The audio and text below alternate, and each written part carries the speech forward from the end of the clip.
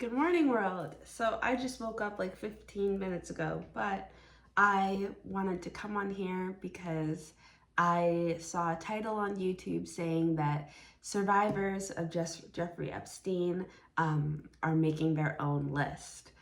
And that title was just so powerful to me that it jolted up my spirit, and I was like, yeah. And I sent it to my mom, my sisters, and then I watched the interview with them, and I'm so excited and so in awe of these women, and I'm so proud, and I'm nervous, of course. But honestly, I'm not living in fear right now. For them, I am so proud and so grateful that they have each other.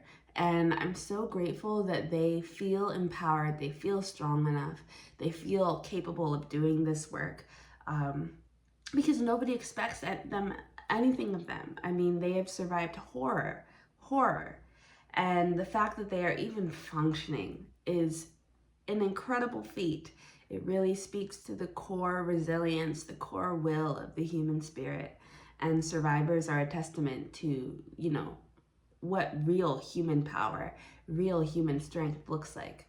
And I'm just very excited. Very excited and very grateful. And I wanted to make sure that this message echoes out, because I think part of, I was wondering, well, what do I do to help support? And I commented on that video, and then I was like, well, what we can do to help and support is maximize the issue by creating conversation or extending conversation around it. And so I'm gonna sneeze. I wanted to make this video just to say, go girls, go women. I really support you guys, and I'm so excited for you. I really hope this is something that leads to change, that gives you a true result, that gives you the justice that you deserve and that is needed and required. I am so thankful, and the work that you are doing is not in vain. Whether this goes where we want it to go or not, it's not in vain. This is an incredibly powerful move. This will leave a legacy. This is already sending shockwaves through the survivor community. It is empowering to us all, and beyond survivors, it is empowering to the human spirit, because we're all survivors of some type of trauma, and many of us go unnoticed, and many of us live without justice.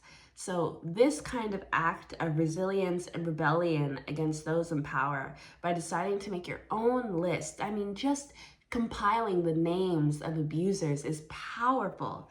It's powerful. It's a record. It's a record, and it's something to be terrified about. And I'm so looking forward to justice. And I don't know when it's going to come. I don't know how it's going to come, but I do believe it's going to come. I'm not a pessimist, and I believe in the will of the human spirit. I believe in justice raining down.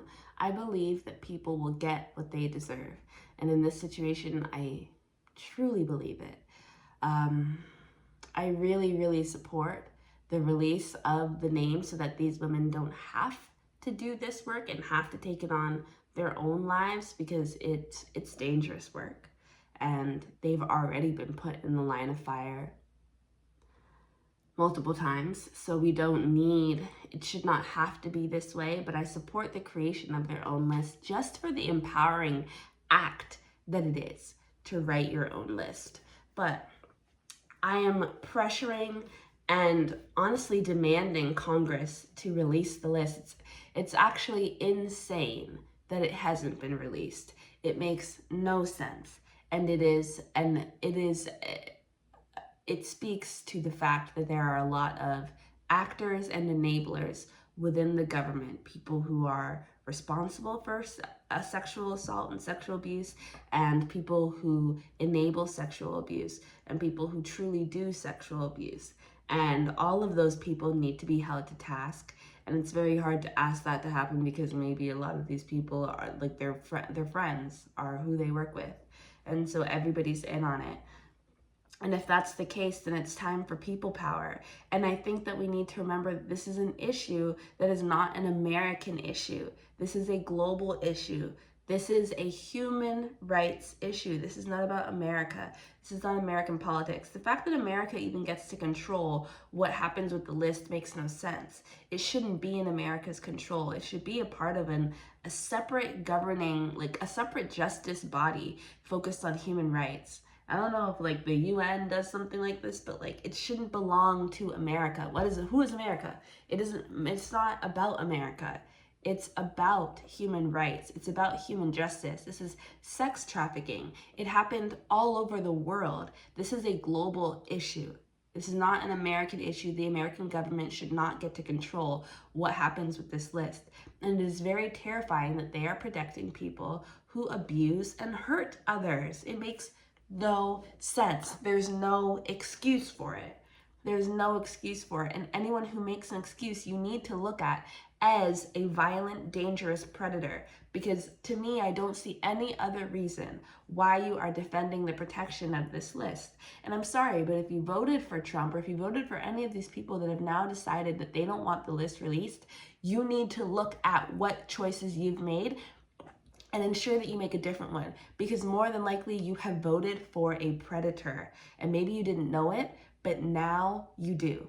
And it's incredibly important that you take that seriously, because our governments and our worlds are transforming. And if we build a world where predators and are also people in the government that get to rule and make laws and get to decide how we live in our daily lives, everyone is about to become a very serious victim, and everyone is going to start to feel victimized and exactly understand the experience of survivors. And you don't want to know that experience. It's a horrifying experience. But no one is exempt from becoming a victim, and everyone should remember that when they decide who to vote for, when they decide what kind of future they want to build, because the government of today builds the future of tomorrow. And who do we have in our government right now? All of you that have kids, all of you that have people that you love in your lives, imagine it happening to them. Because if you can't imagine it happening to you, imagine it happening to them. If it's not enough to feel for these people who it's already happened to, imagine it coming to your door. It can. It's not hard. It's not far away. These women were regular people. They're normal, everyday people that this happened to. This is not an American issue. This is not a particular issue even confined to the arts and to Hollywood. This is a global human rights issue. Sex trafficking and human trafficking are global human rights issues. And it needs to be taken seriously, and the power needs to be taken out of America's government hand. America has nothing to do with it. America should have no role in deciding whether, they should have no role. This is not about them. This is a human rights issue. This should be brought into a separate court that works specifically to address survivors, to address sexual abuse, to address sex trafficking, human trafficking. It's actually quite simple. So I'm very, very proud of these women. One thing that we can do is continue public pressure, and not just public pressure, but public shame. We need to shame all of the senators and representatives and I don't know, all the people in government who are saying, oh, we shouldn't do this anymore. All the podcasters, anyone, shame them. Shame them. They are supporting people who have assaulted and abused children. If it's not enough for you to care about people who were adults, or care about women, or care about these specific people who exist, who are real, walking, breathing, living people, children. Think about the children, because everybody loves to talk about children. Think about the children. You are supporting people who abuse children, who sexually abuse children. Think about that. Think about it. Sexually abusing children. This is what these people support. And you support them. Every time you stay silent, every time you come up with an excuse for them, you are an enabler. You might as well be a predator. Shameful. It's shameful. All of these people in the government, they're shameful. They're ridden with shame. They're riddled with shame. It's disgusting. They're disgusting human beings. They are disgusting. Shame monsters. That's what they live in. That's why they operate this way, because they are filled with shame. They have no idea how to exist outside of it. It runs their life. And you're about to let it run yours because you're going to be eaten up alive with the fact that you did nothing. In fact, you supported it. It's disgusting. I can't imagine what it's like to live this way.